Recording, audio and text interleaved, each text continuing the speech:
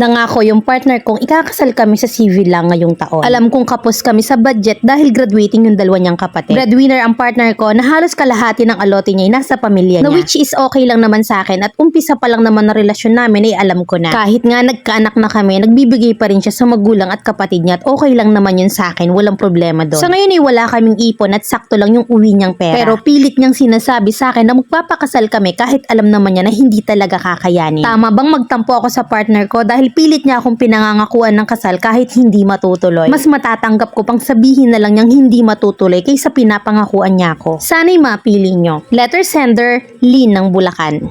Sa sistema ng pamilya niyang breadwinner, well, at least in the first place, alam mo ang pinasok mo at tanggap mo na kahit na may anak na kayo, hati pa rin yung priority niya. Pero dapat maglaan kayo ng emergency in case, hindi ganyang saktong tukod kayo. Bakit pinasok niya pa yung pagpapamilya kung sineset aside kayo lagi? Hindi naman ganun kalaki yung gasto sa civil. At pareho niyong gustong makasal. If graduating na yung mga kapatid niya ngayong taon, then may budget na kayo after. Siguro naman enough time na yung ibibigay mo para makasal kayo. Biruin mo, civil lang nga lang, hindi pa matupad. And if walang mangyaring kasal after, dun mo na ilabas yung mantika ng katawan mo. Kasi tinatadtad ka ng pangakong napako Dati ba yung karpintero?